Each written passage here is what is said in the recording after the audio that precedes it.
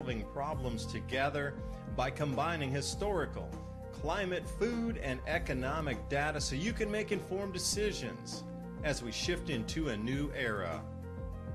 Here's what was, this is what's coming. Our world is never going back to 2019, so what will the new era look like? And most importantly, what is immediate that will affect the pocketbook and the outlook into next year so we can all get ready? Thank you for joining. I'm your host, David DuByne. Right along here with Ransom Godwin tonight. Internet troubles on backup on the phone mic here. Trying to get Ransom chimed in with a call. That's the thing. Our comms seem to have some difficulties as of late. Have you noticed that? Has anybody else been having some problems with their communication, the internet, these sort of things? I think Ransom's with us. Yeah. So to start off tonight, I do want to say something about canning. You know, we're coming into the season right now for canning, tomatoes and vegetables, etc. But this is a warning to everybody out there. Currently in the United States, they're distributing and selling 4% vinegar acidity. Now you need 5% acidity to be able to do your water baths and your pickling and that sort of thing. You need at least 5%. So that's the minimum. If you go below that, you're at the chance of botulism. It won't save the food properly. There could be bacteria and these sort of things that get in the food to make you sick. Now, what are the chances that we're coming into an area right now where, where we're coming in, people are understanding and they're getting the messaging that, we need to get more on our own complex systems and we need to get canning and gardening and off the system immediately. And right now they're rolling out a 4% vinegar, which is substandard for even saving your own food that you grew in your garden. Insidious at best. So Ransom, I appreciate you joining me tonight. Yeah, what's up with that? They trying to make people sick. Like, how many people probably just went and got that and didn't pay attention to it and have already done the work to use it. That's kind of scary, huh? And then if they find out, they just see, if they come across this, they'll be like, oh man, you're going to have to eat all of that stuff now because it's not safe to eat. Why would they even do that? That seems like a direct on purpose kind of attack to see who's paying attention out there, or even, sabotage the whole thing. I mean, that's crazy. When you sent me that and I read that, I just thought that's completely asinine. It doesn't make any sense at all. It doesn't make sense for the company even to be selling that. I mean, that doesn't make sense at all. Well, it does if it's deliberate and you're trying to do exactly what you said, ruin people's stored foods. Now, who are you going to go for first? Are you going to go for a regular mom that drives a soccer van and still taking her kids triple vaxxed everywhere? Or are you going to try to sneak that in to people who are just beginning canning for this year, those that are between the systems right now but don't have any stored vinegar from, we still got a couple gallons of vinegar from last year. Plus it's, oh, there we go. Our internet's back. What? Finally. Okay, it's been off. Like I said, the internet has been acting incredibly quirky. So, Ransom, when you're responding to the thing, I'll jump back over on my proper microphone here so it sounds better. But, that is super nefarious. That is actually destroying food, like you said. And imagine the amount of time and energy you'd already put into the canning process. Like that takes an enormous amount of time. And you used your food. So the food can't be recycled. You just can't scrape that off and start over. You need to ditch all of it. And then what happens if they only sell 4% from now? What if that becomes the norm and they stop selling 5% acidity vinegars?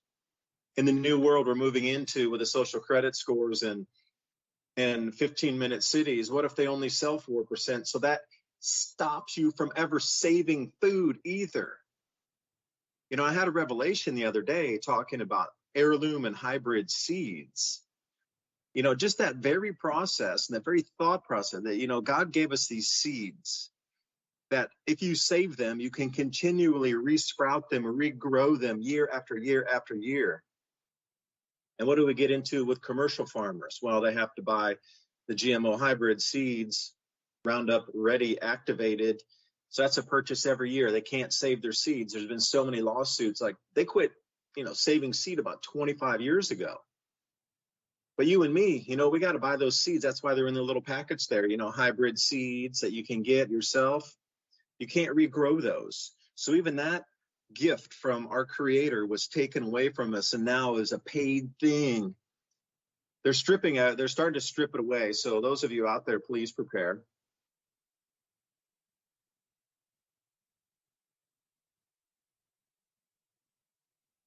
I'm just waiting for him to start taking things off the shelf everywhere because, when I surf through these headlines and I look at all the companies, especially the ones that deal with the general population like Walmart, Target, etc., Tractor Supply, all of these, most of their stuff that I've been buying, I mean, they do still have at least an option to get things. But what's so bizarre about it is, like I've got a bunch of solar lights and different stuff, and they last about a year. So it's like that disposable product line of everything that they want you to continually have to go back. And it seems like a thing on purpose so that you can't just, get tools, stack them back and have a good collection of utensils to farm with, to fix your stuff with.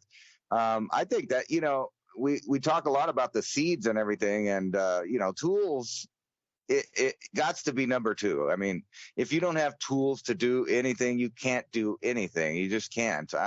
Having a basic set of wrenches, screwdrivers, etc., pliers, wire cutters, wire strippers, just the whole line of tools helps you navigate the whole world. And it's so bizarre that I meet so many people.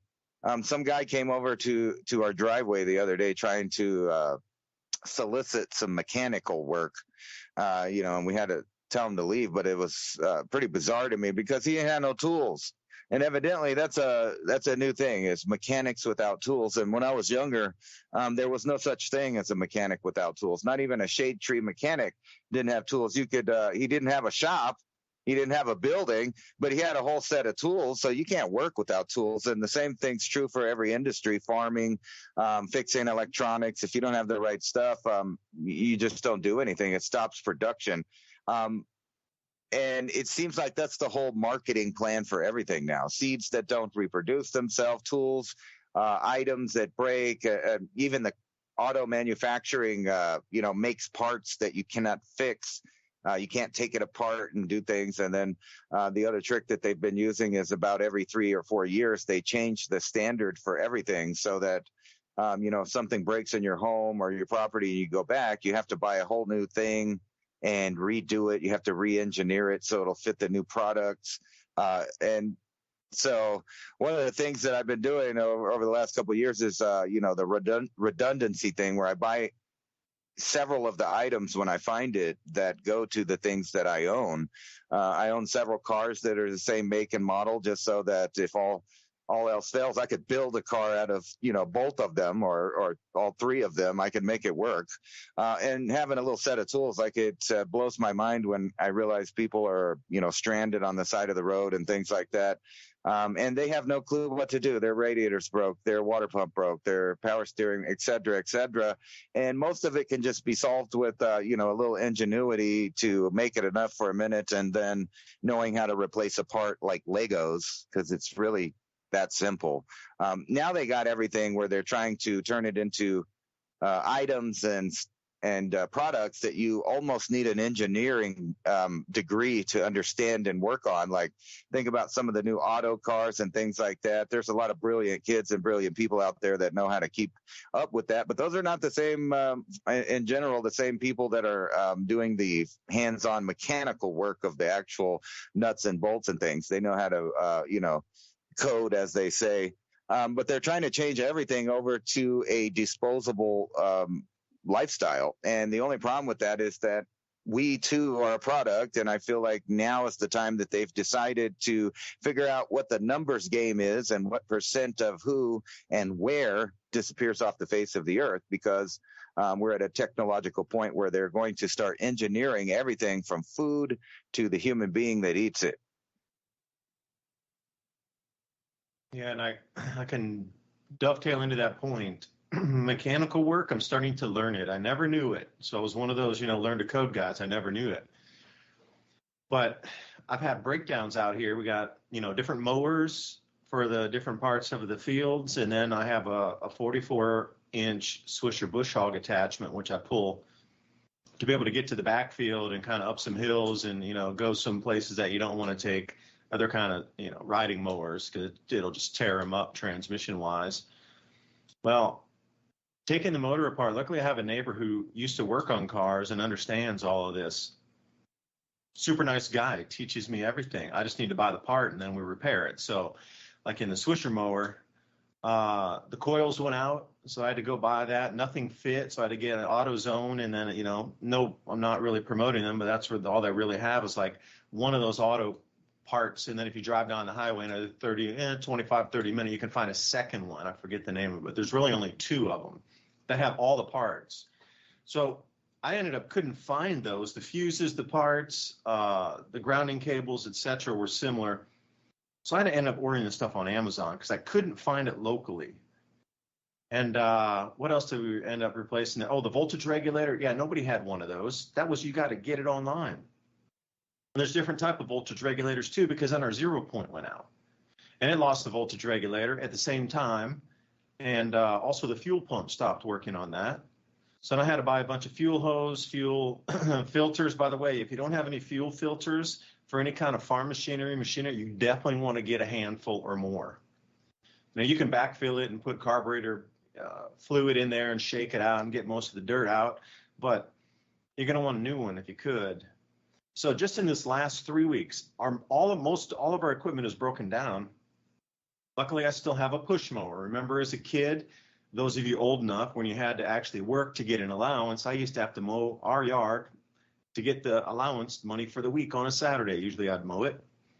So I was pretty handy pushing a push mower around. Now, luckily, we have that. It's still functional.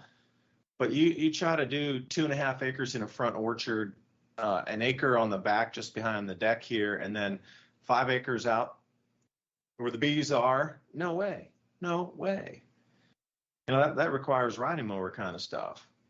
So another thing I could bump up and say, skills on repairing simple machinery.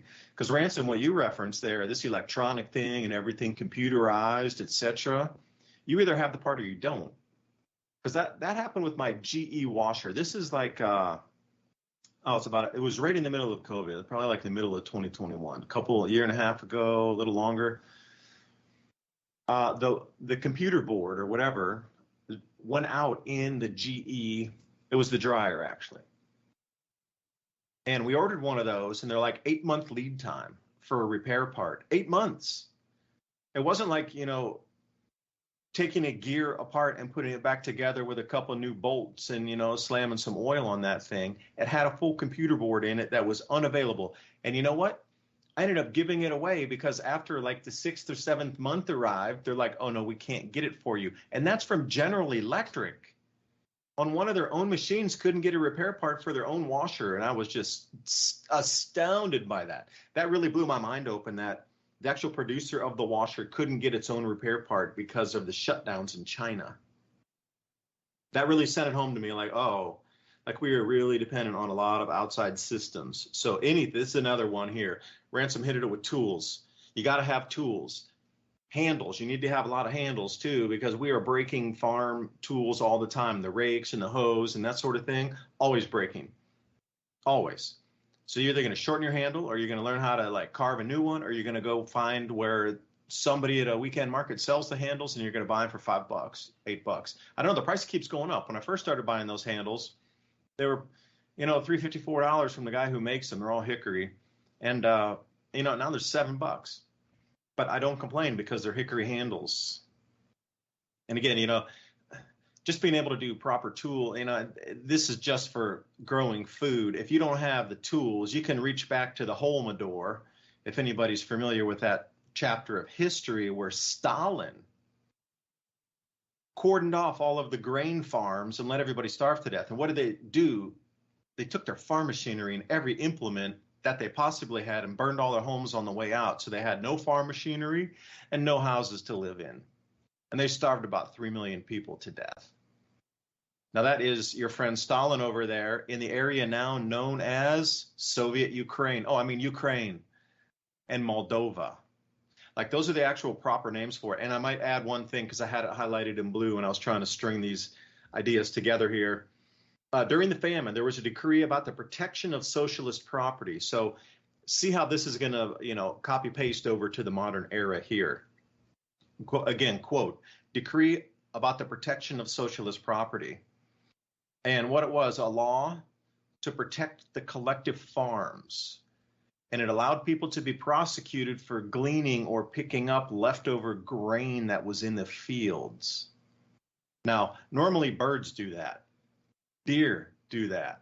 Squirrels and chipmunks and your amazing amount of life that lives around you does that. Well, if you were to do that as a person, and it says they arrested 200,000 people sentenced to work labor camps for picking up the grain left over in the fields. Now, if it does move to this sort of thing, you're definitely going to want to have some tools to grow. Are you going to be sneaky gardener? I don't know, man. But Ransom, there's just too much matching up in history for me to think. And you got to be able to repair stuff, and you got to be able to, have tools to do that. Would you buy extra? Because I'm having trouble too with one thing, anybody out there. The metric set for sockets and the English set for sockets. Like you got to have both because you're going to get mixed up and you're leaving things everywhere. You got to actually probably get 2 sets or something, one for the garage and one for somewhere else, I don't know, Ransom, tell me about your tools. Like you don't have to spill too much, but what do you think some essential tools would be for anybody out there? Well, you got to have at least a metric set to work on almost anything that comes from other than the United States. And then, of course, you got to have a standard set of that. A good thing to have is carpentry tools, and that includes ratchets. A lot of people don't know they have ratchets, so you don't have to use, wrenches. But basically they're ratchet wrenches that are for carpentry. So you would have a carpentry set, and you'd have a set for whatever specifically car you use. Like you should have enough tools in a little bag that you could basically tear apart a car, because that's what I have in mind. I bring a metric set, each size of the ratchets and sockets, so that I can do just about anything. It's a good idea to have something, either a backup air compressor or now they have the little battery powered, so you can take off the bigger stuff, but they don't really work as good as pneumatic tools. If you're really going to be serious about fixing things or doing things at anything larger than, just working on your car or your lawnmower, you need a whole set of pneumatic tools as well, including, everything to tear apart machinery so you can fix it. It's hard to do anything without an anvil or a vise, a good sized vise. I mean, those two things by itself, you're going to need to do any kind of metal fabrication.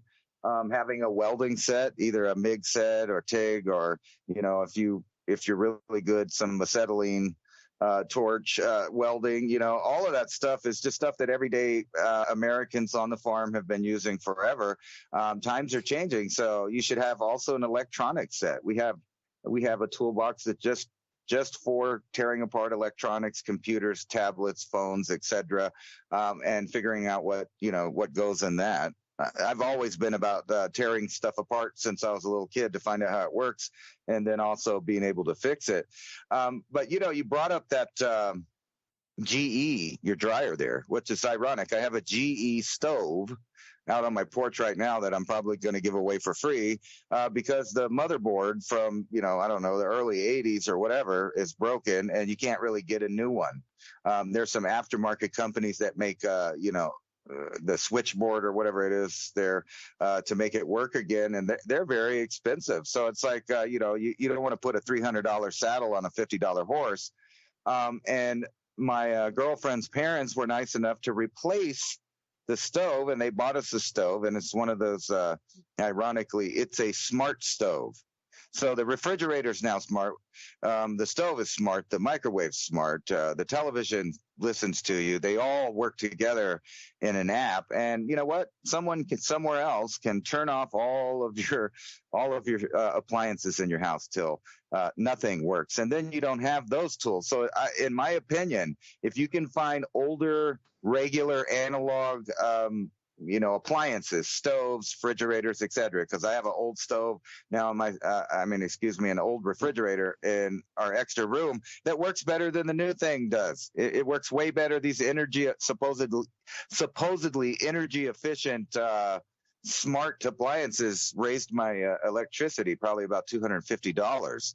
And, the idea is, and they're selling it, is go green and you'll save money. But actually all their new stuff cost more money to run if you're actually using it. Like these induction and convection stovetops and stuff, they're burning the juice.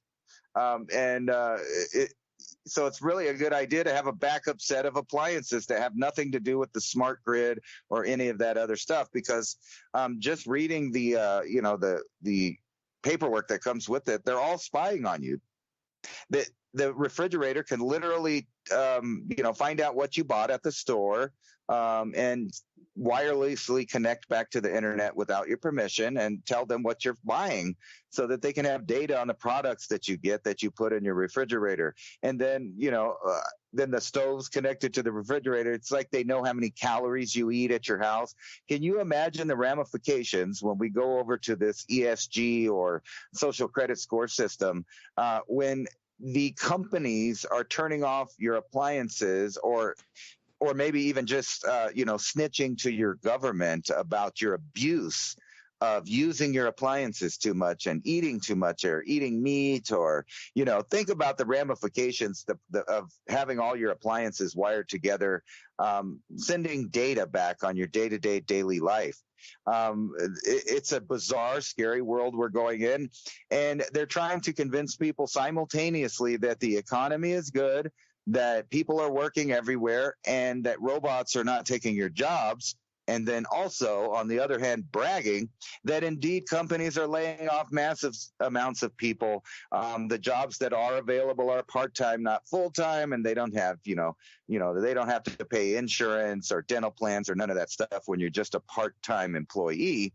And then even the ones that call it full-time reduce the hours below a 40-hour a week, so you don't actually qualify for being a full-time employee. And then you have these companies like right here, is an article talking about they just want to get rid of the employees because they're not as good as the robots. So here it is. CEO fires 90% of support staff, saying AI outperforms them. He's getting absolutely roasted by people online. However, that right next to this other article that says robots themselves say they won't steal your jobs or rebel against humans.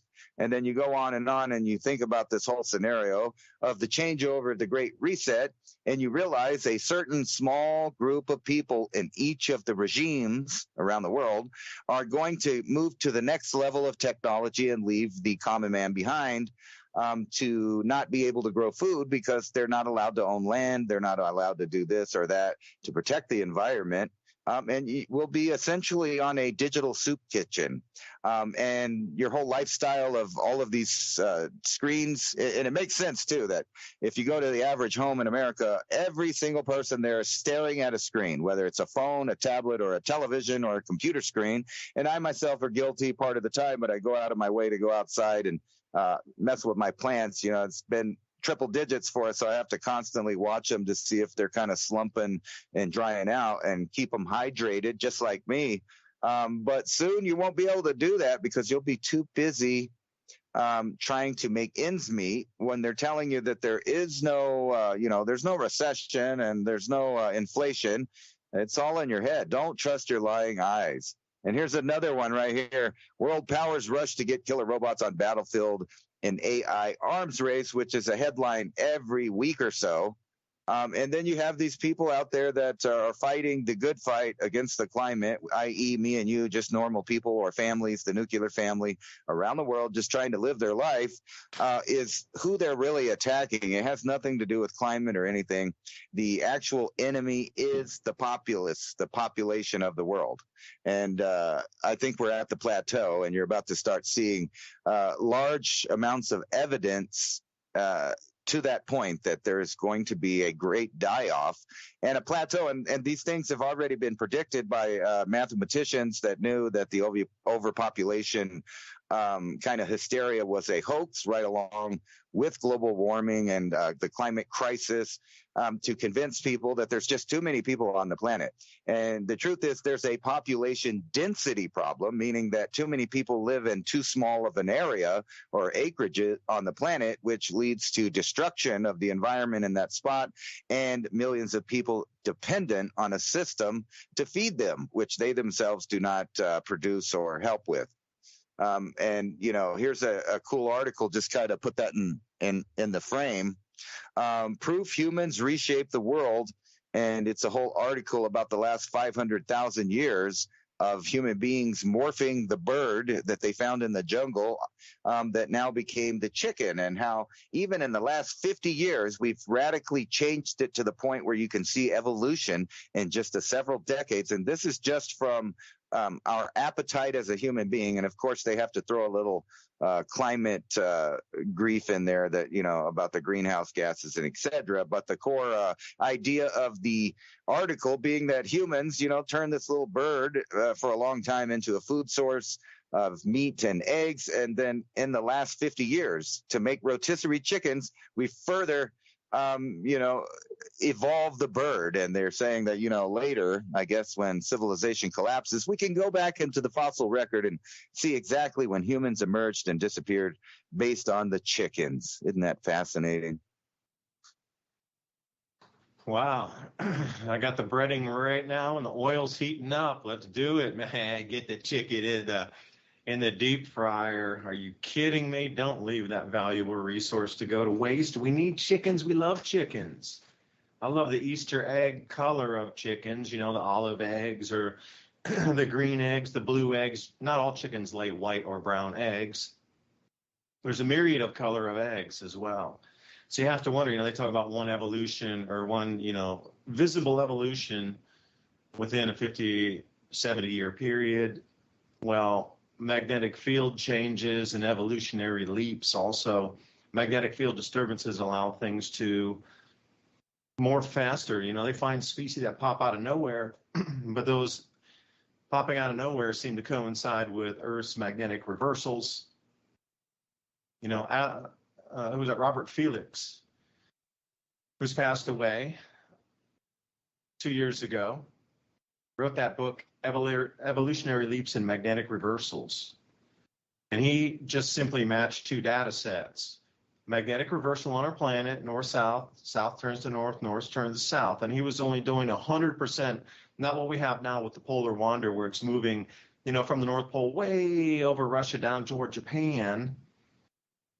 And the South Pole is screaming up toward Indonesia.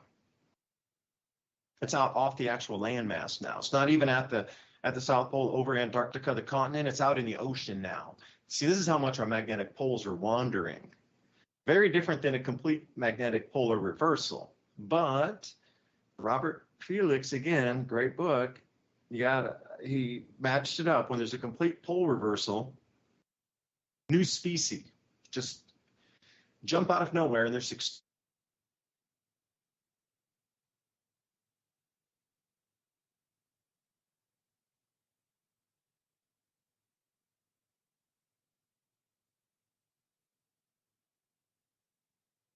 I think you have entered another dimension. But yeah, the Robert Felix stuff is right on the money, and we're kind of in that spot right now. We may be transitioning over to a new species that is of the designed kind. And I think he got disconnected. That's kind of why I was talking there. Let me see if it's me or him live.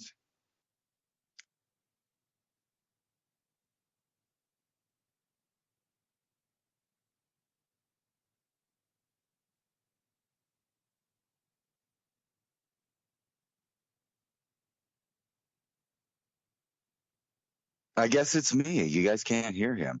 But Robert Felix's theory, I think that's happening right now, except for, despite the magnetic field influence or whatever caused it last time, I think this one is being hijacked um, by the designing of human beings. And that's what's going on right now. That's why we live in an era where they're telling you that they're going to open up baby factories that you could just grow your baby in a little tube down there. Don't worry. And you have several countries around the world.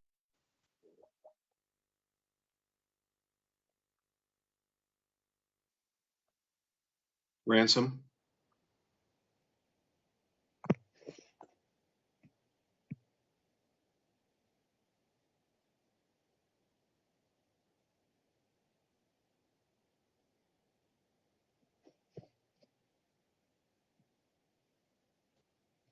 Yeah, I lost the call in here too. I'm like, whoa.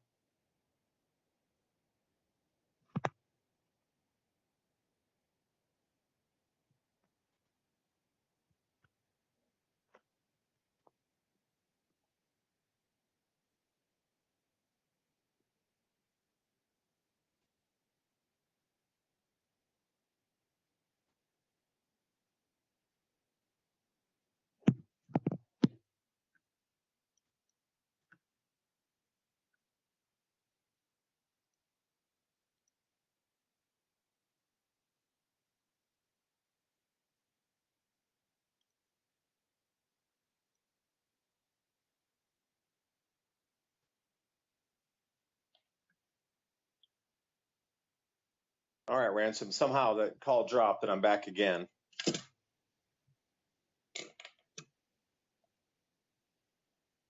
If anybody's out there. Yeah, Robert Felix, evolutionary leaps and magnetic reversals. Shit. Again?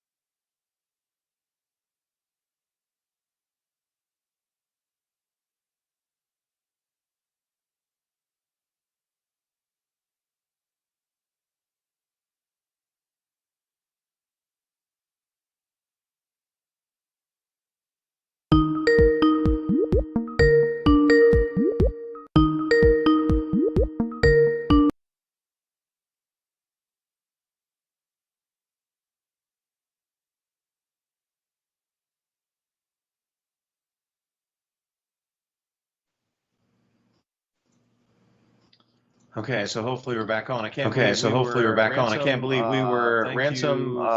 Thank you for telling us. My internet at the place here dropped. My internet at the place here dropped. We've been having trouble all And day and all we've week. been having and trouble last all month, day and and I'm just all saying, week and last month. You And know, I'm just like saying, how many people are having problems? you know, with like their how many internet people are having connections? problems Mine with just their keeps internet dropping. That's connections? So ridiculous. mine just keeps dropping. That's So I tried to ridiculous. join by the phone and I got back. So I tried to and join then by I the phone and I got reconnected on the back, and net, then it I seems that reconnected the on the feed was net, dead and it for like seems 20 that the minutes or feed so. was dead Damn, for we like had such 20 a good minutes or so. rambling Damn, we had conversation. such a good rambling conversation. I didn't record that.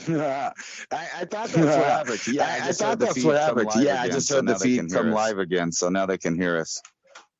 Well, your turn. I rambled for 20 minutes. Your turn. I rambled for 20 minutes. Remember, I guess I'm gonna have to something write I a note wanted while to you remember. I talk. guess I'm gonna have to write a note while you talk. No, you know, like when you A couple times repackaged. Well, when you dropped off the first time, you were talking about Robert Felix and the changeover of species, and I kind of added on to that. I don't know how much about that, but people got about that, but I was just talking about how now it's even more so than when that happened, and the speciation that happens, or extinction of some species is no more better a time than right now. But this time we have the influence of technological forces that are changing everything. And this is exactly like what he was talking about, this circumstance that we're going into right now with the collapsed magnetic field, and then increased cosmic rays penetrating what protection we have hitting the Earth. Yeah, I think we're live there. Yeah, I think we're live there. Yeah, so and you were talking, and I was like, trying to figure out how the algorithm cut us off. how the algorithm cut us off. So you must have been, we were like on to something, and then it was just gone. So technical difficulties. And you were talking a lot about how everybody keeps getting cut off, or things that are supposed to work are not working. It's really bizarre. And when you look through, I'm looking through the headlines, and that's exactly what they're saying. That basically the entire infrastructure of the internet is what we call the internet, and everybody's used to, going to websites, and the website being a place of information or commerce, like private things, whatever it is. That age is about to end. That age is about to end, and they're going to replace it with this metaverse idea. That's just a bunch of virtual box stores, and it's a safe place for people. Even though the very first day they ran it, they said the virtual sexual assault was like, so everybody, off the hook. So everybody that tried it already. So because there's already a metaverse out there that these guys are planning, and Elon Musk and Zuckerberg and all these guys, they are all for it because it's a replacing of the internet that takes all of the cyberspace and puts it over into their control. So you'll no longer have like websites spring up that try to be like a truther site or a conspiracy site, or none of the private websites that you would think of that exploded after the dot-com boom will really be a reality there. It'll just be this metaverse of fictional or fake reality or virtual reality where you're going to the box stores and the major social media companies, kind of putting everyone in like a little echo chamber of their design. I think it's on purpose, and I think it's on purpose, and it kind of goes over to what we were talking about the appliances. It seems like they're going out of their way to make everything super disposable and where you cannot repair it yourself, even if you do have the tools at home. They're going out of their way to design things that don't come apart. They're only used once, and you just have to rip out and replace it. You can't just fix the part on it that's broken. And that way it ensures that you give them all of your disposable money, especially when you're trying to buy in those, things that develop your properties and things and make things easier for you at home. I was actually astonished when I was going to the store the other day, and I wanted to get a regular garden rake, so I could move around the dirt and stuff. And they had this one that was obviously like a cheapy mass-produced one, but it looked like, and if you put it really flimsy, and if you put it in the dirt, the handle would snap right away just from the tension of you trying to rake some gravel or something like that. But they had another one that was by DeWalt that was like a $60 to $70 item there. You have to super pay to get it. It's really amazing that they're trying to separate the tools into either you spend all of your money on and it's an outrageous price, or you're getting tools that literally do not work. Two words for you. Two words for you. Estate sale. I know I've talked about it on the program before. Picking up tools and old books. Estate sales. There's nobody going to compete with you in the book section except a few readers. You know, you open that thing up and everybody runs for the screws, the nails, the hammers. By the time you get there at 9:01, all the contractors have been there and bought everybody's old screws, nails, hammers, etc. If it's not too far out of the way. Like a lot of times you want to focus on the farm sales where they're way out in the countryside. Because a lot of the contractors they're not going to drive an hour and 10, 15 minutes to get out to an old farmhouse when they could hit 3 sales in a city or, you know, neighborhoods around in suburbs or whatever, trying to pick up stuff on the cheap, saws, that sort of thing. So just in general, most estate sales, you're going to find a garden rake there. Yeah, there might be a few people that want it, but you can get the shovel and the hoe and you can get a few other things, some digging tools.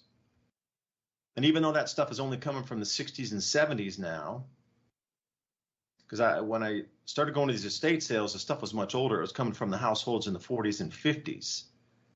But it seems like it's coming forward a little bit. But the metal and the tools that you can pick up at these places are going to be far better. And it's like, you know, $3 for a garden rake. And I mean a super high quality one. Now, some of the handles I found on them, especially the older homes, like when you get something from the 40s or 50s and those estate sales, like the handles are going to be, you're going to have to replace the handle. But the metal, the steel on those tools, unsurpassed. You're never, even in the 80s or 70s, you're never going to get that quality of metal. So forget the handle. Don't be blinded by the handle. Go for the worst handles and the best tool. Because you can always, you know, blast that off or use a buffer or something and then, you know, put some protective on there and then get a layer of paint on it. And that steel will last you forever. The quality and difference in just the metals in the tools is unbelievable. Because when I was talking about made in America in the 1950s and 60s, those garden tools were made by American steel in America. You know, they were meant to buy it one time and last for a lifetime. The steel implement, whether it be a rake or a hoe or an axe or some kind of pick or whatever, it was meant to last for a lifetime. And adze, you know, there's all kind of things. Mattocks, they were meant to buy once. So that's what you want to seek out. And for those of you, you can find estate sales in any location where you live. You know, just look to estate sales near me. Now, I'm just going to suggest, just say, you think about the neighborhood today like a suburb. Like how many tools does the average dad or mom have in the garage to use for either gardening or mowing the yard or whatever? Yeah, everybody's probably got 1, 2 rakes. They probably got 1 shovel. But if you go to the farms, they got like 6 different kinds of shovels and different kinds of rakes. They got leaf rakes, they got tine rakes, they got all kind of things for heavy. Anything that you could do on a farm, you got to multiply by 10. So you got to think about, you know, how many extra tools are out on there. You know, sometimes I walked into those sales and there'd be like 30, 40 tools, like 6, 8 rakes, you know, little ones. Like, and there were different widths and sizes too. One big wide one for me to use. And then, you know, one that's half the size width-wise, but still super girthy for the wife. So, you know, if she's getting in the garden in the middle of the rows or something smaller, you don't need a big giant rake. So I found that that's on the farms too. They come in different sizes for males and females, depending on, in like different sizes to squeak in the rows between gardens and things. Right now, Ransom, I don't know, there's probably that big wide rake and, you know, that's all you get. But remember, there's different kind of widths of rakes for different uses, and you're only going to find that at estate sales pretty much anymore, or pay through the nose for it, which I won't do.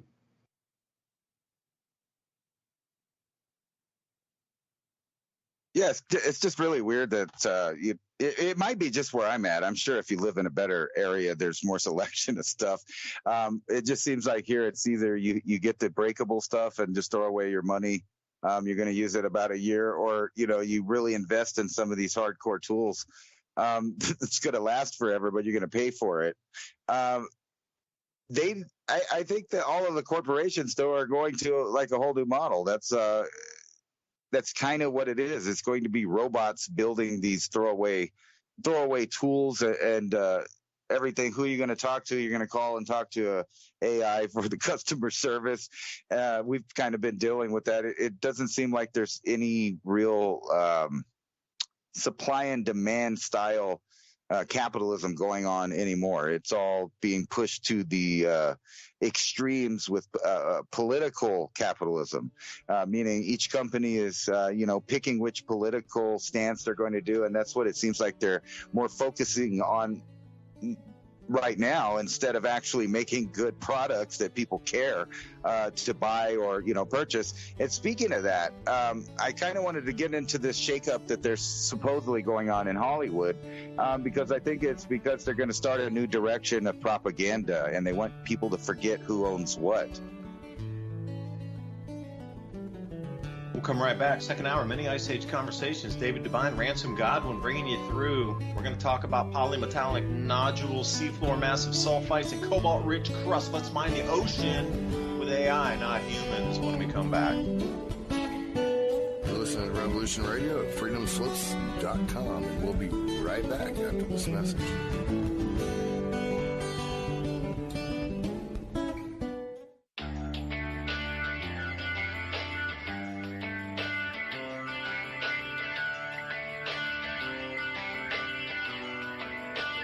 I've never realized a time that was more necessary to make sure you have a backup of food than there is right now.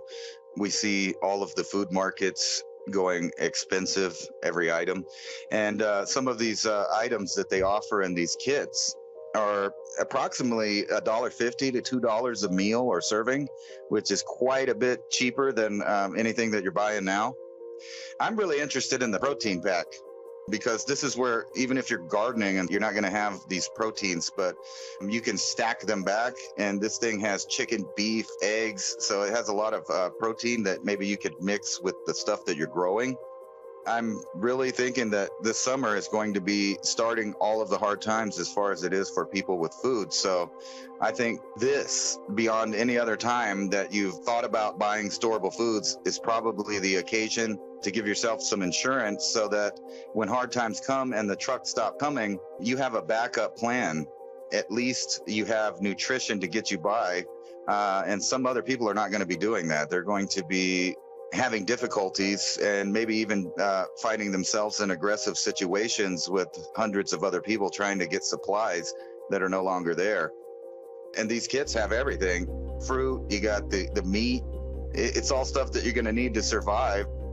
The insurance that people need right now, I just don't think there's ever been a comparable time other than maybe when, we had soup kitchens in the 20s and right again in the 40s when things were becoming thin again. And we're in that time now. And when you start looking at world events, you can see that the food supply is going to be tied up with multiple different events around the globe. And you don't have to worry about those things if you have this taken care of. You can get 6 weeks, you can get months, depending on the size of your family. This is definitely insurance for survival, because other people are going to be fighting over the scraps that are left at the store, and you don't have to do that. Yeah, you mentioned something there, the seeds as well, to be able to grow some of your own food in addition to having stored foods.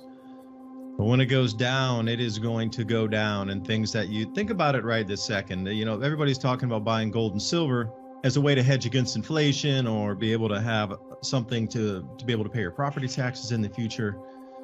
With the devaluation of the currency, well, it will be the exact same thing. Now, do you have enough money to buy an ounce of silver? Perhaps you do. It's the same thing with food preps. The 1 week kit compared to something like a full 6 weeks kit or a 12-week kit.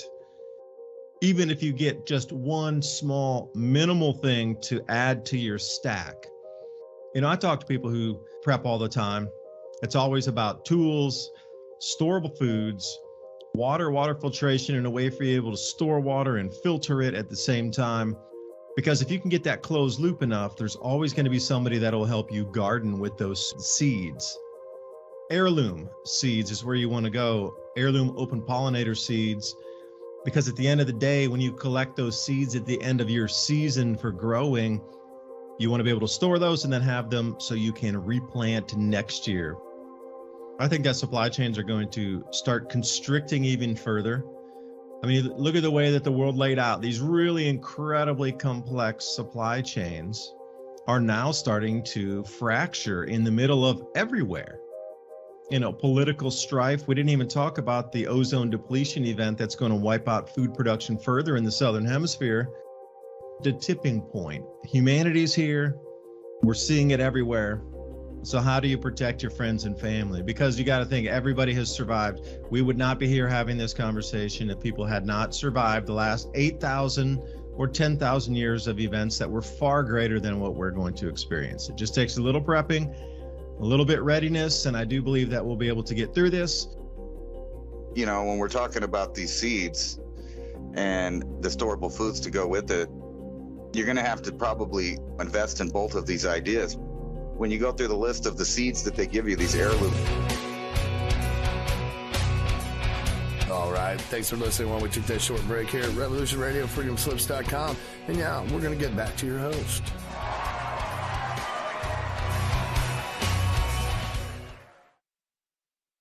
And welcome back for the second hour of Mini Ice Age Conversations. Remember, we don't put our content behind a paywall. And just here, Revolution Radio also keeping free speech on air. So if you want to keep this type of content coming, make sure you subscribe to the Adapt 2030 channel on Rumble, YouTube, and the Mini Ice Age Conversations podcast channel on YouTube also. You know, we try to stream it out as many places and that we can so we can get traffic back also to Revolution Radio. Consider a donation here to keep free speech on air. You know, whatever, it's going to be a combination of us supporting each other, moving through these changes, because how many things are we seeing cut off right now? You know, Ransom talked about it in the beginning of last hour of, you know, is everything going to be in the Wayback Machine, or, you know, how many websites have disappeared? You can't access things. Articles are gone. It seems like the entire internet is just whoosh, disappearing before our very eyes. So where's the information going to come from? Oh, you're not allowed to have that information, because just before the break, you know, to try to come back into that, you know, he was talking about the new model of things of the earth. And I'm not talking about the earth physically, but the new model of governance structure on the planet. And one thing myself I've noticed is everything's gone to the subscription model, where whatever you want to click to, whether it's Photoshop or Camtasia or Microsoft something or Office or Windows, whatever, it's always on a subscription model. Now, the things that you might use like Photoshop or Adobe Illustrator, these kind of things, they're on a subscription model too. So if you don't pay, like day one after you don't pay, all of your work is gone. If you decide to store it on their cloud storage inside their server versus pulling it down on your own device and going the extra mile and plugging a hard drive in and then saving it there.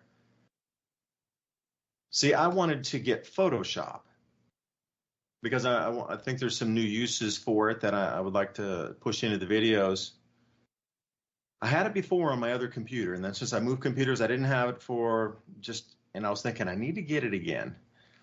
And I was trying to find it in the U.S., looking for it everywhere. I want to buy it just as a standalone. I want to download it to come up here. I want to go find it myself, and I just want to buy it one time and bring it. I could not find anything in a U.S. server coming in from like .com that redirected me to buy it one time as a standalone where you can download that. Everything took me to the student program, to this program, the office thing, and then So I was talking to a friend of mine who works on websites over in the UK, a guy named John Kitson. He runs 5gawareness.com also. And he's like, hold on, let me look here. So he found it in the UK and sent me the link, which redirected over to a US site, like not even on their site map, that's in the back somewhere, hidden from the American populace, but accessible in the UK. They're there .com.uk. And I'm thinking, you sneaky littles, I'm trying to buy the software so I can buy it here and just download it on my native device, keep it here. No subscription, and I can't find that in the U.S. But over in the UK, they can instantly find it. Oh, it's right there. And I'm like, dude, it's not right there. I looked for like 15 or 20 minutes, and I do research every day, and I couldn't find it. And then he's like, no, it's right here. And I'm like, no, and boom, it was right there. Unbelievable. But Ransom, I think that's where you're leaving off there, and just, you know, how the world's changing. And I was talking about AI mining before. They're going to mine the mineral deposits out of the seabed for rare earth minerals using robots or robotic technologies minus the human. So take it away. Second hour begins. Yeah, they don't even need humans for evidently to entertain us anymore. I mean, that's kind of what supposedly is the backbone of this strike, is that they're worried about the idea that people that make AI are going to be able to replace them, even stealing their likeness or something similar to their likeness, from their voice to their looks, etc. And nothing is going to stop this, actually. I just don't believe it is. And that is very annoying, how they've turned over software platforms to a metering system, just like we talk about, you get metered for everything. And actually, I've been struggling with that the last couple of years. It was very annoying because I was used to getting that program, like you said, and owning the program, having the disk, the software. I could use it on a computer that was not connected to the internet whatsoever. Make images, because I used to be into that. I think the last edition of Photoshop that I had that you could own without any constant metering or forced to upgrade, and which is another thing. They upgrade things and then change the way everything works inside the program, so that you have to relearn the whole thing again because they've changed it. But yeah, I think I had Photoshop CS, the industry standard stuff that they were giving out to the schools, was just like a free copy. But if you wanted to get that same thing as a regular consumer, it had to be metered. So you had to get on the internet. You had to log in every time you had to use it.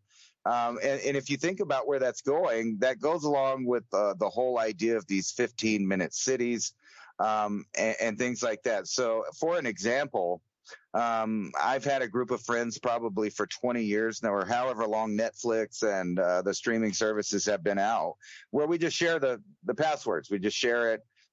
One person will pay for one, and 20 of us will use it, or whatever, from Hulu, Amazon Prime, whatever it is, using the login information so everyone can have free entertainment.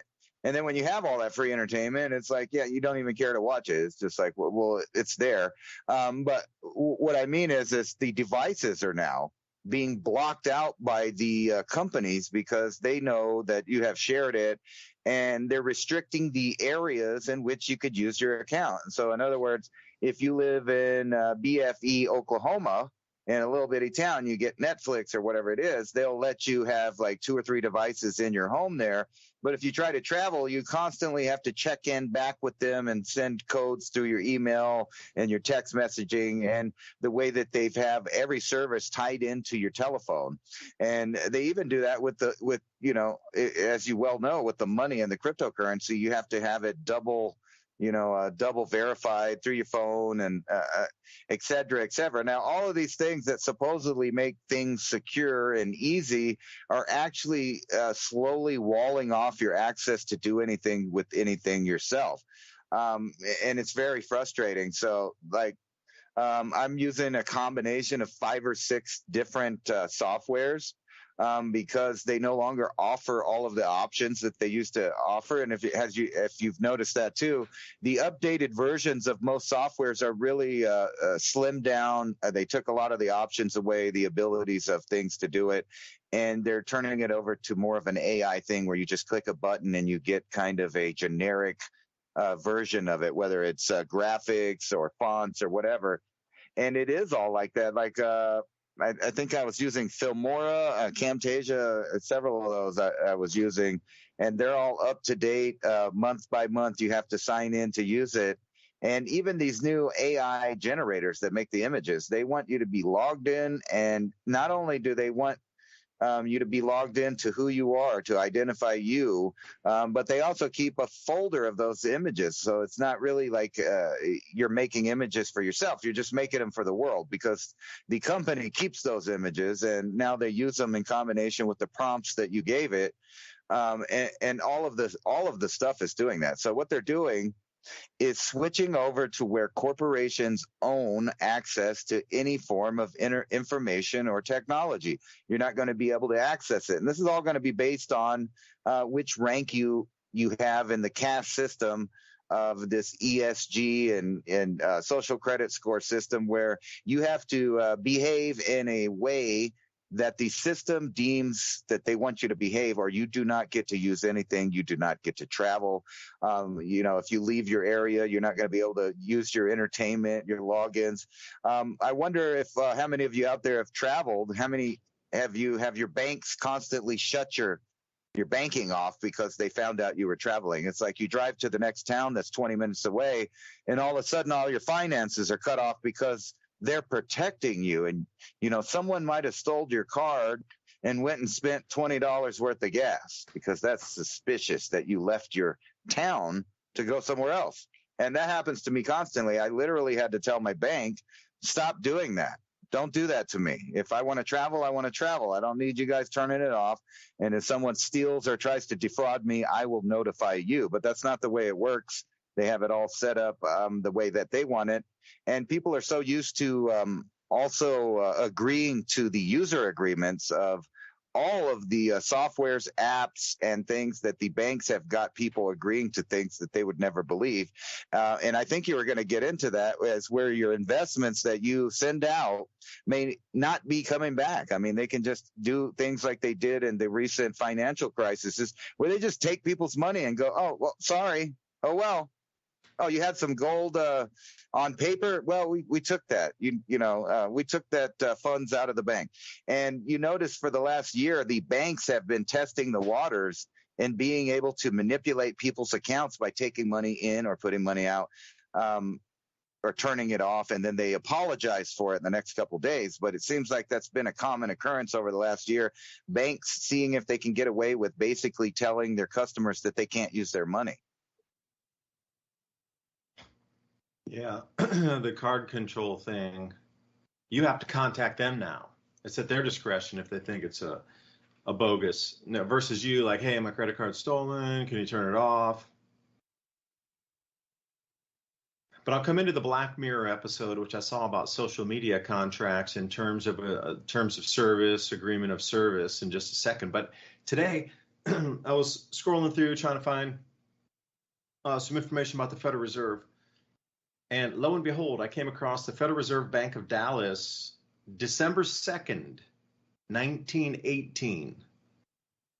This letter written to the Federal Reserve of Dallas from the Fed itself, from Washington, telling them this thing here. And it's interesting, the Assistant Federal Reserve Agent was Charles Hall, who was one of our senators in the United States that helped broker the Jekyll Island meetings in 1912 to get the Federal Reserve passed. And then because of that, convincing everybody in our government it was a good idea, he was given an agentship or actually a seat at the table. He was one of the heads of the original 1913 first heads of the 13 regional banks that were out there for the Federal Reserve. So here, now remember, we're ending up at World War I, which they called the Great War back then. There was no World War II. So this was, say, from 1915, and now it's dated 1918. So those 3 years elapsed, we had a world war. And this is the Federal Reserve Bank of Dallas writing to their member subsidiary banks, like your credit unions, like your regular savings and loans, et cetera, to contact all of them. And this same letter went out. So let me read the first paragraph for you here. If I may, a fireside chat, December 2nd, 1980.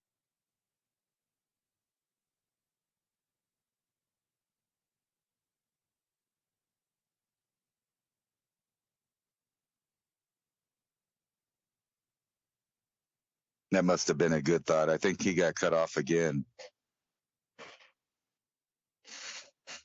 So remember the spot. He said 18 something here. Let me make sure I'm still live.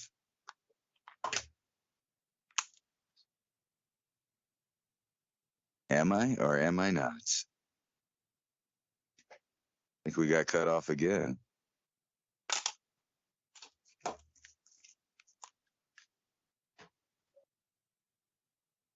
No, there I am. Oh, well. So look at this.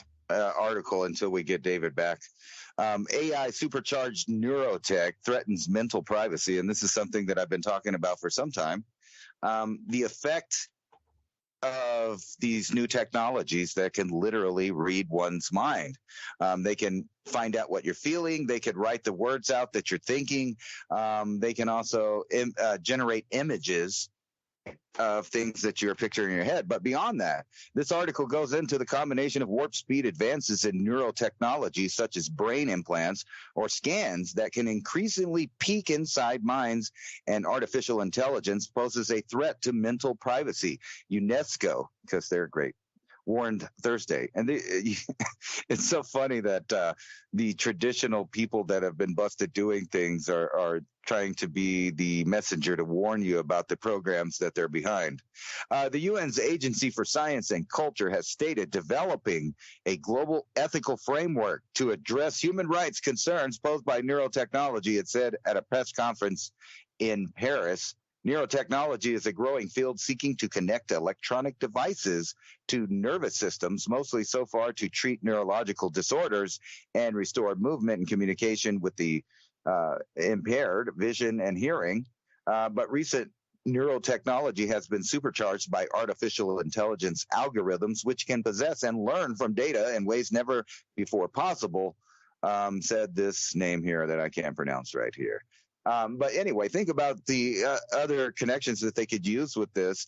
In literally, you think that the Edward Snowden government NSA spying on just your metadata was bad. Imagine a government collecting folders and files of literally your inner thoughts, and the idea that these neural implants, that they're wanting to connect you to the internet.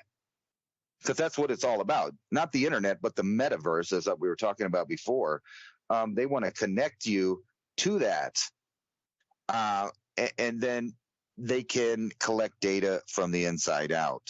And let me see what's going on with David again. And I wonder if he joins, will we get kicked off there? So let me message him. I don't know if he even knows that he's not on the air. Hello, Mr. DuByne. He might have lost internet again. Isn't that funny how he has a thought and he got absorbed out of reality by the internet? Subfolders to save web pages on my hard drives.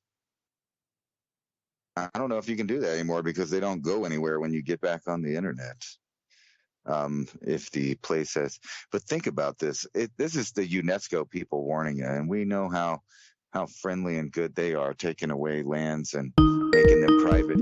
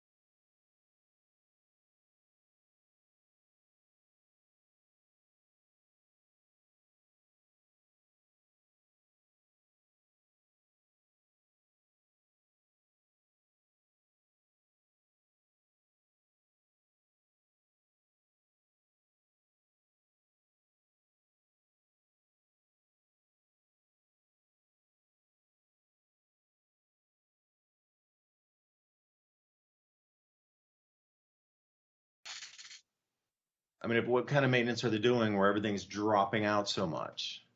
So anyway, Ransom, we were cut off there.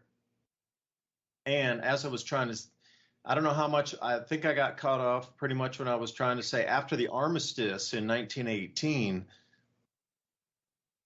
the Federal Reserve Bank of Dallas was asking all the banks across all of Texas in their area, well, actually far beyond Texas, up in Oklahoma, et cetera, Wyoming. They were asking, what would you do if you had known before the war what was going to happen? And what would you do now? What do you know now? And then the last paragraph says smaller banks have derived a proportionate benefit. The fact that no state bank and no in the 11th district has withdrawn after becoming members indicates they're getting some benefit from their membership, and it's worth holding it. They're trying to figure out after the war, like how do they keep the economy going during this time, and then try to invite more member banks in, and then see how it seemed nice and innocuous back then, 3 years after the war, armistice, World War I, the peace treaty, like trench warfare and stuff, man. We're going right back to that. It's just ridiculous what's happening in the world right now. This is supposed to be most advanced, technologically advanced people, yet still lobbing, explosive devices at each other across. What the hell? I'm shocked. This whole, it's just a mind bend operation here now on the planet.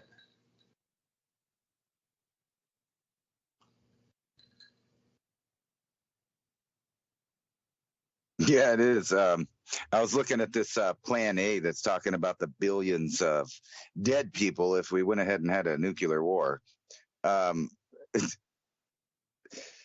don't know if they would. They're gonna do. I just don't see them doing this. Like a full scale thing. I think what they're going to do is strategically erase and change the map on purpose.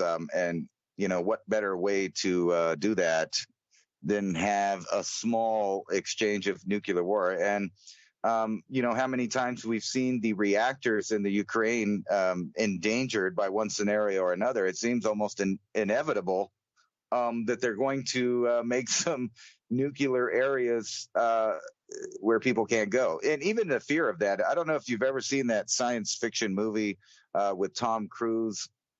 I think it's called Oblivion, if I'm not mistaken. But anyway, there's a bunch of sections on Earth, and they have these little clone couples that live there, and they're going around, and it's just like that. They think that the zone that they live in ends and the radiation starts, but it's really just cut off to those people, the information and the ability to travel there. And it suspiciously seems a lot like, this idea of the 15-minute city, where they just don't want you to travel. They don't want you to go nowhere. And I think the reason that is because they have strategically set up where they want to have the end results of their little plan here.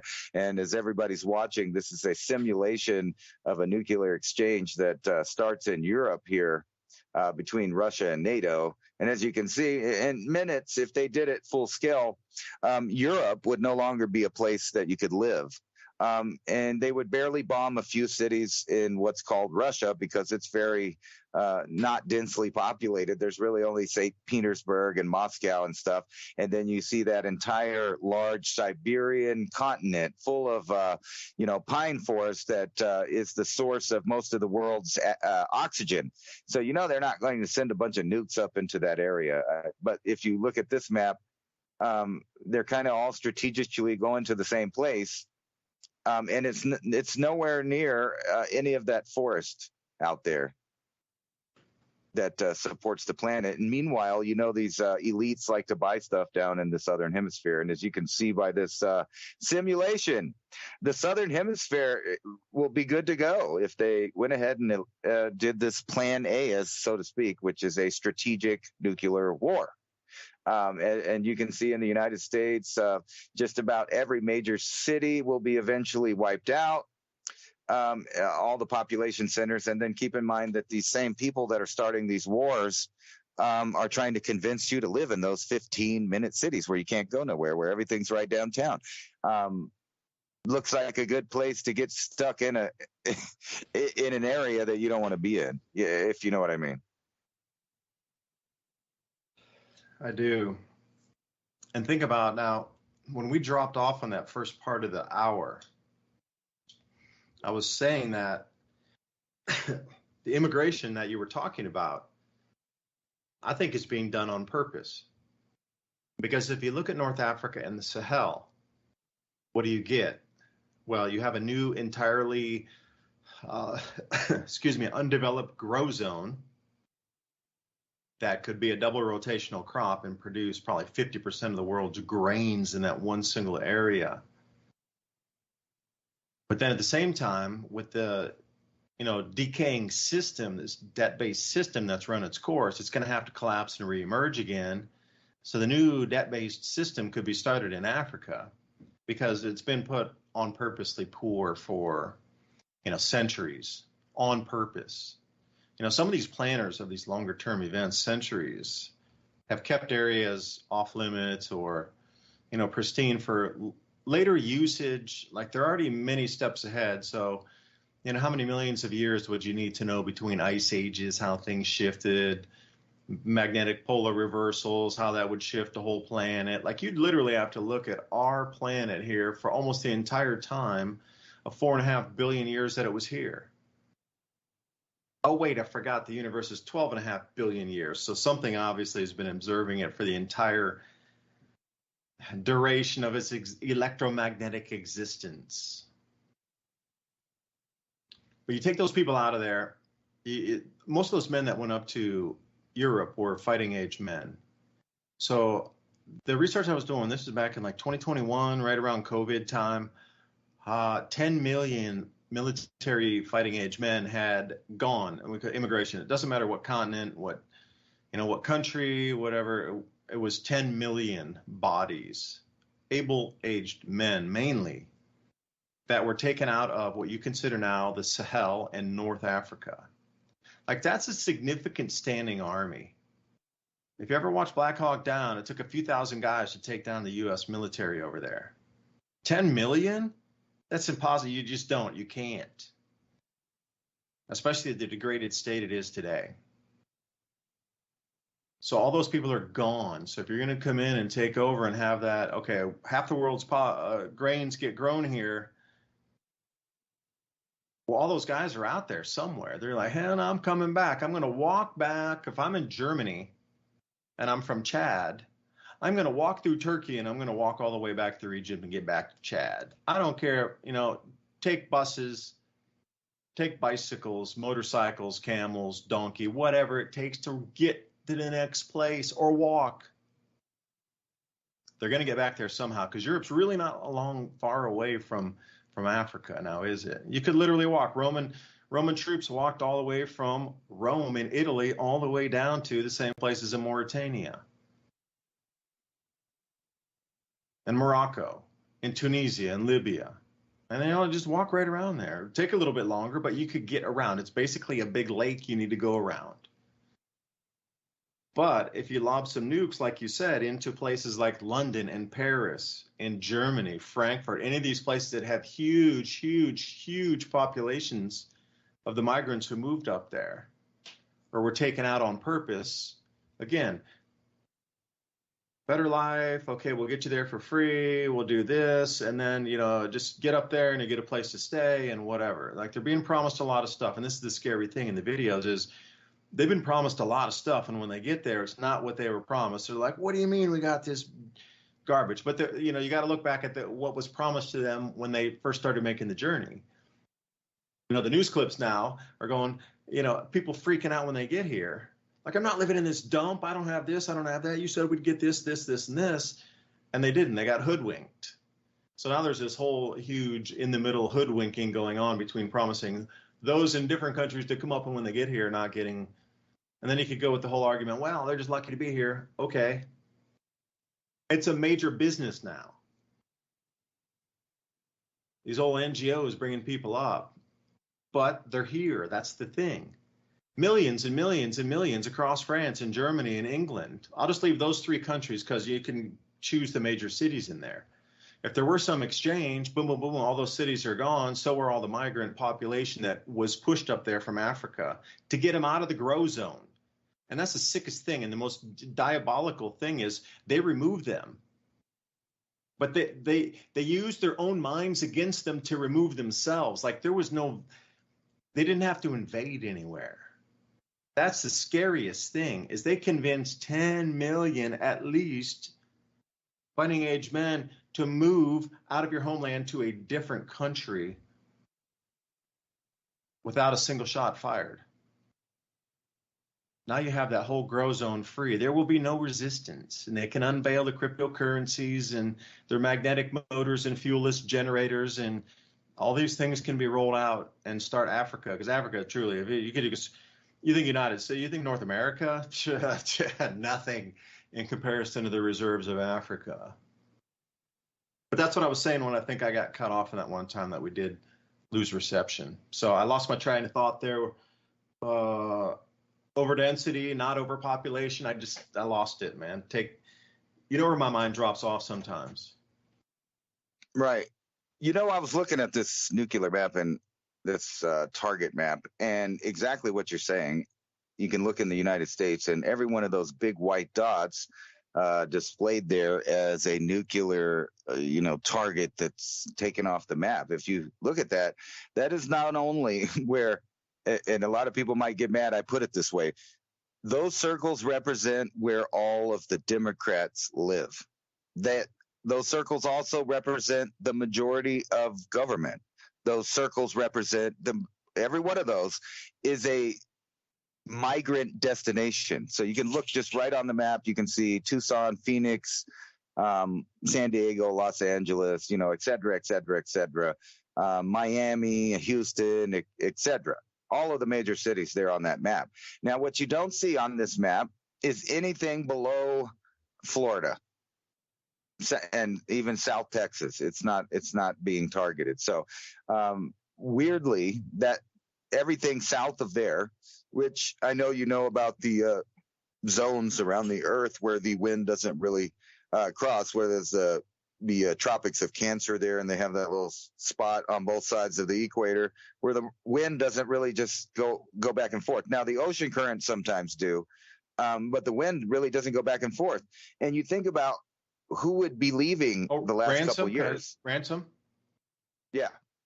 Now, that area is called the doldrums, and I actually sailed through that a year ago, early 90s, when I traveled way much more and was way more adventurous than I am now. But there's the doldrums, and what's so interesting is right when you get to the equator, either side of the equator, the air just doesn't move at all. Barely at all. I mean, literally, just the stillness between two hemispheres it's unbelievable. And there's actually a region for all sailors that go through that called the doldrums, because there will be no wind. You're going to have to find your way through it, save your fuel to get through the doldrums. You might catch an odd thunderstorm going through there, but otherwise, between the north and south, that area is the stillest air on the planet. And you would think it would be otherwise, but I digress. There you go, man.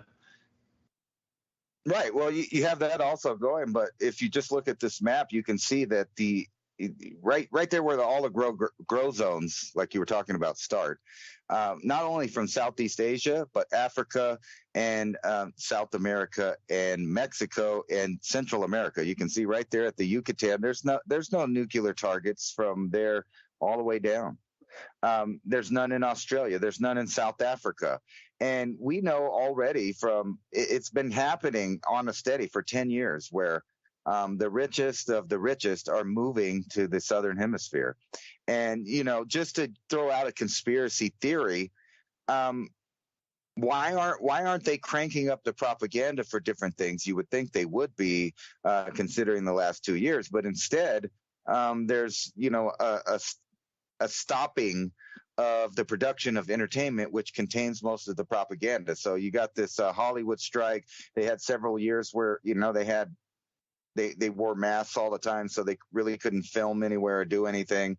And the stuff that they did was mostly full of AI, and that's the future of it. And now you think about that.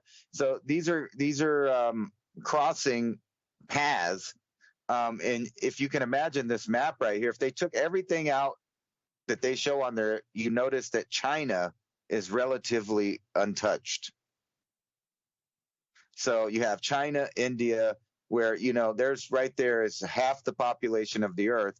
But when you look at the other half of the population, who is that? That's all of the Russian cities, all of the European cities, and most of the United States, which has, giant cities in it as well. But the rest of the world is seemingly untouched by this exchange. Now, this is only one of many simulations. There's other ones that involve China and India because, there's a likelihood that either China and India or India and Pakistan might have their own little nuclear exchange if the other was. But think about what a world we'd be living in. And we've constantly talked about, what would be the reason that they would move all of the people out of these areas up to the northern hemisphere, but simultaneously investing in the places where the people left. So when you look through the Yucatan Peninsula, there's hundreds of thousands of people that are coming up through there from Guatemala, Belize, El Salvador, etc., and these beautiful grow zones. And they're leaving there to come to North America. In the meantime, corporations are buying up property in those places with plans to make smart cities, giant farms. And I've seen with my own eyes driving through the Yucatan, massive neighborhoods that don't exist yet, but they already have them all planned out. And even here near El Paso, there is massive areas in the desert that have planned out neighborhoods for people that will soon live here. That don't have the houses or nothing built. They're just roads and planned out. The last time I flew into El Paso, actually, you could just see it. It was dramatic. It looked like a viral patch or a microchip on the earth, but they hadn't built any of the people there yet. So even north and southwest and also, not southwest, but southeast of El Paso is major zones of where they're planning on putting massive populations of people. And I don't know if you know this, but from Las Cruces to Juarez is the first megalopolis, over 100 miles straight of infrastructure, housing, businesses, and et cetera, just in a straight line on the road. It's actually not that far from me.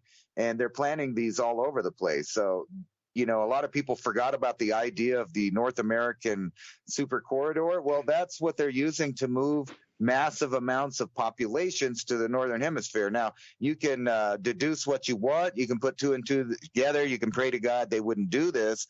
But at the same time, they've been known to make these plans and then use them. So even if they just scared people out of the northern hemisphere or controlled them in the way where only, a small number of the amount of nuclear exchange possible happen, you could totally turn off giant swaths of the earth that are off limits to people and then force them to live in other cities that they deemed safe. Now, think about that. That's another reason to cram people in cities, telling them that there's massive areas that are now no-go zones because of a nuclear exchange that we had in World War III, which everything is pointing to they're not letting it go. And I think this has something to do with the new generation of rulers taking over. The 100-year-old people are all dying out, and their sons and grandsons and different people are taking over their little legacies. And guess what? These people have never got to play with the big toys. And the big toys are a lot bigger than Hiroshima and Nagasaki. And we know those people at that time were willing to go ahead and blow a couple up to see what they do, and not to mention the other 2,000 plus that they've exploded around the world already, which tells me that they can successfully commit a thermonuclear war without destroying the planet. And that is scary. So how does that dovetail into the eminent domain laws that are currently having a lot of battles in places like Minnesota and Iowa for different purposes on eminent domain? So there's a CO2 pipeline they want to run through that was part of the Keystone Pipeline project, at least a section of it, where they were going to try to sequester CO2 and then put it underground. But where the sequestering machinery was, they had to pipe it to another place because the geologic formations wouldn't hold the gas, but it will somewhere else. So they need to pipe it. So the Keystone Pipeline got knocked down and said, no, you can't do anything pipelines. Pipelines are bad. So they cut down Keystone Pipeline. The oil, our energy, just got knocked at the knees. And then suddenly, fuel prices rose until people complained, and it's back down now. Back down now. It really irks me, though. It's still $3 a gallon when I remember $1.50 fuel. $2. Nothing like this. They've permanently raised the price on you, and they're explaining, oh, we remove tensions or whatever. But what they're doing now, that same infrastructure running parallel, literally parallel to it and a part of it, they're saying, oh, eminent domain, we need to now we can't just use the acreage on your 1,000 acre farm. Your entire farm is under eminent domain now. Instead of saying, all right, we need this area that flows through your farm. The 2 acres on either side of the pipe that go through, we'll buy those, 30 acres from you. And they're like, nope, the whole entire farm. Here comes the C-130. There's one. I don't know, sometimes there's 2, but it's pretty far away. Usually it comes right over the house.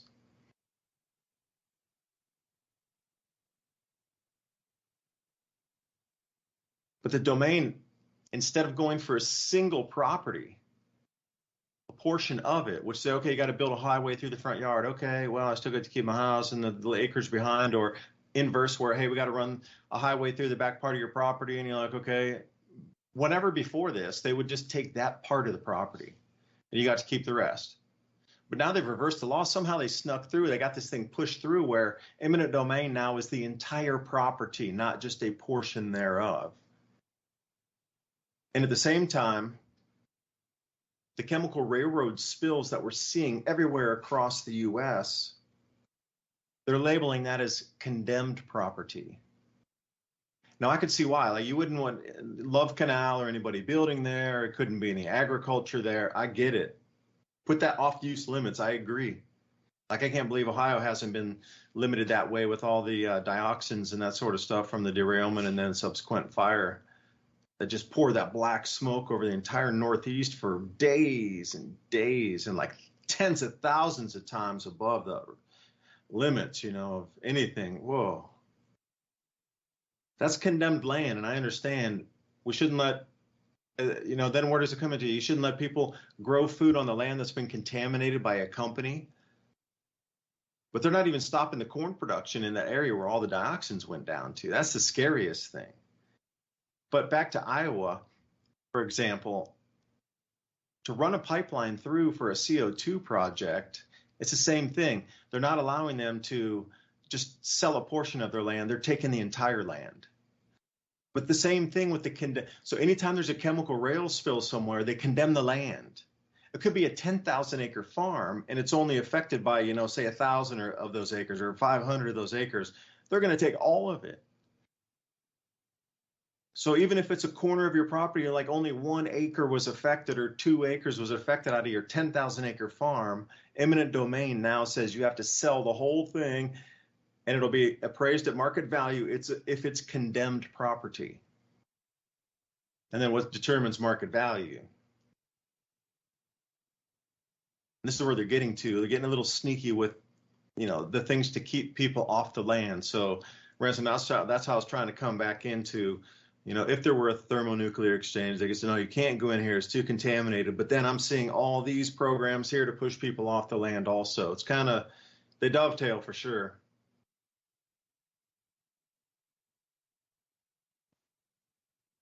Not to mention, it seems like they're also trying to convince people that they shouldn't live in certain areas because natural disasters that happen over and over again. Like if you could go over to Drudge Report right now or any probably news site, and they're pumping the idea that, hey, Death Valley could approach 130 degrees as heat intensifies over the Southwest.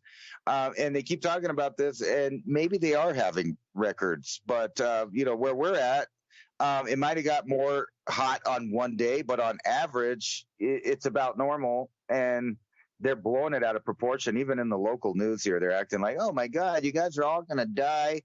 You need to stay inside in the shade and you can't be outside working. And every day I'm going outside. I'm standing in the sun and I'm watering all my plants to make sure they stay alive. And yeah, it's hot. However, on years like this, you get all the melons and all these other things that love the heat. You could be growing.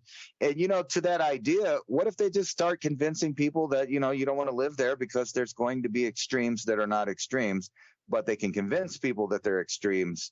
And, like Phoenix, for example, they've been touting the fact that Phoenix gets up to 115 and it might get even hotter than that. But guess what's going on in Phoenix? They have a massive grow zone there. I mean, they're growing all the citrus plants out there, like almost every single house that you go into some of the suburb neighborhoods that were built in the 80s and 90s all have orange and grapefruit trees growing right in the yards. Now, barely anybody eats those, except for now it's kind of a trend for people from other neighborhoods to kind of stroll through and steal all the fruit off the tree. But those houses don't really complain about it, because what happens is they don't utilize the free fruit themselves. And it just piles up in the yard and starts stinking, and the bugs come and et cetera, which is really bizarre because it was a great idea to design the neighborhoods that way. That's something that, everybody's gone away from. And you hear a lot about people trying to plan, fruit forests and things like that. But believe it or not, most neighborhoods in the U.S. were already fruit forests. Like in the neighborhoods, people had plum trees, apricot trees, they had nut trees, pecans and almonds, et cetera, growing in their yard, so you could eat, or excuse me, I think it was more like walnuts and pecans, what I seen. But everywhere you look, they had food, and now it's nowhere. Like I can drive up and down where I live, and it is a desolate, dirty desert.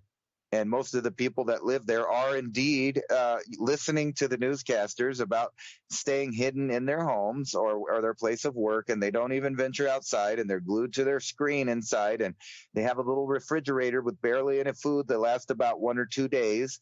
And if anything goes out, like the power per se, like down here, what if the power goes out during our supposed superheat wave? Wouldn't that be ironic?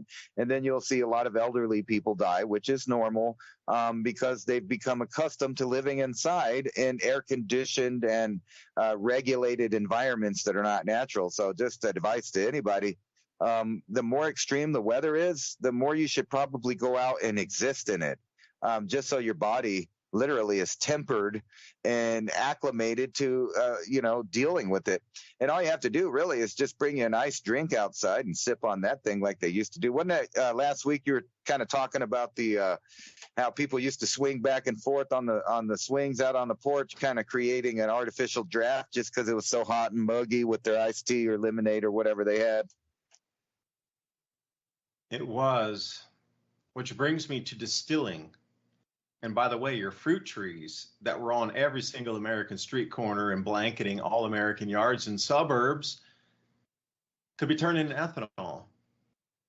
So not only did they take the victory gardens away, and for those of you who think that there's no way that people can grow enough food that they can support themselves or get off any kind of supermarkets, and I would say in the 1940s, 40% of all food in America, all of it, anything, super bountiful, plentiful, 40% of all foods produced in America were from victory gardens.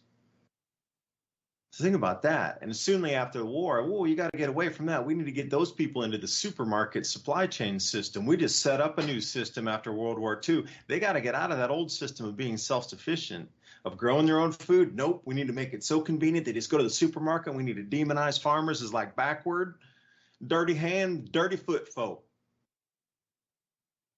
Get to the supermarket, be a neighborhood mom, look at the new dresses. Isn't that awesome?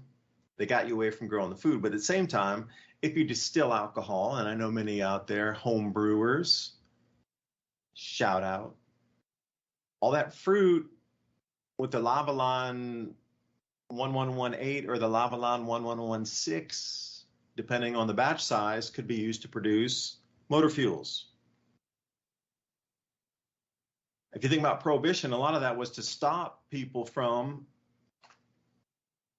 distilling corn alcohol, which most farms ran. They produced their own fuel. Every year they would take the corn and turn it into ethanol, so they'd have the fuel to run their farm tractors in the 1920s and 30s. And then the whole Prohibition thing came about, right? And then that disappeared. Nobody wanted the trouble.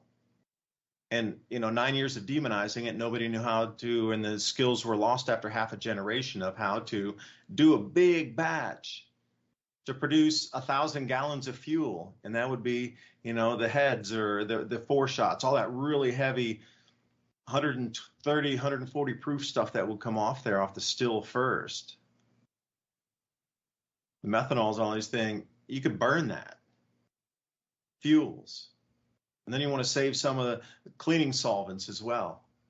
And then rubbing alcohols for the medicines. I mean, you get all this coming off that same 4 shots before you get into the real heart of the cut. That's all medicine. That's all fuel. That's all from fruit. But you need a big fruit supply to do it. It's not, and that's why fruit's so expensive these days too. So anyway, man, I thought I could tag that there with your Ransom and throw something in there. The fruit's been taken from us too, in addition to free seeds. Yeah, it makes you think about like the 200 plus species of apples and stuff that don't even exist anymore because they kind of streamlined the species, and now you can only get so many of those. But yeah, that was one of the best parts of growing up is, now that I look back on it in retrospect, is that I was taught, even though I didn't put it into practice till I was in my 40s, but I was taught, by example, how to survive without the grocery store. When I saw our neighbors bring us big sacks of squash and tomatoes and corn and et cetera, peas, green beans. I remember I was even happy when somebody would drop off okra, which is my least favorite of the vegetables, but I'd still be happy because we'd chop it up and fry it and eat really good. And now that I look at it in retrospect, I learned to eat like that, and we had a healthy upbringing, and the poor kids of today are not even getting the same type of food at all. You imagine the quality versus the quality of the old stuff we were eating and farmers were giving us before they sprayed it with all kinds of different things and used certain kind of seeds that may not be the best, i.e. they're GMO, they're gene edited, et cetera. And people have been eating that since the 90s. Meanwhile, there must be a difference in the fact that, a lot of us of a certain age grew up when our genetics was forming and kind of we got our youth out of the way to become adults. We ate real food. Now, the people after us, I don't know what's going to happen to them seriously because, from my research, it's all pointing in a bad direction in a big health epidemic of decades of plasticides, of herbicides, pesticides, fungicides, and now the introduction of genetic pollution in several different forms that are going directly into our food. Not just the vegetation, but the meat products that is available to consume. You're going to have to go out of your way in the coming years to research and know where your food's coming from if you continue to buy your food from in a consumer source, like one of the stores like Walmart or any of these grocery stores. Because the fact is they're going to be selling products that are altered fundamentally from the genetic level. And this isn't just me saying that. You can look it up. It's been happening to the pork since about 2016 for sure. And a lot of people didn't know that. So that's already been in our diet for some time. And now they're going to move to the fowl and the beef and the vegetables. Everything from lettuce to tomatoes is now being created. And this is going to go along with the introduction of created human beings. And that's why I said, Robert Felix was on to something about the transformation of species. And we're in that time period now. And it seems like the technological elite are trying to hijack that and control it and be the architects of what it turns out to be. Yeah, just to tell you how I'm trying to eat tonight, I understand. So imagine the people in the 1940s and 50s looking at us growing up, and we thought we had a pure diet. Go back another generation or so. So I'm having lamb roast with also lamb liver, but the lamb were grown on the Amish farms. We buy our lamb from them. They slaughter it, and then we butcher it ourselves here. It's a skill I also had to learn. How do you take a smaller animal like that and then get it into the correct cuts and save the bone and do all that stuff and render the fat, But these two types of potatoes, the red potato and the white potato, also from the Amish, grown right there about a mile from our house. But then we got these green, they call it cheese peppers. but they're really sweet. They're meant to go along with cheese, but we grow these ourselves. And then also the basil that goes on top of it, we grow it ourselves. So between all this, I'm trying to keep it close. You should know where you can buy a full cow and have it, or a full pig and have it. Take it, and then you pick up the freezer wrap finished product.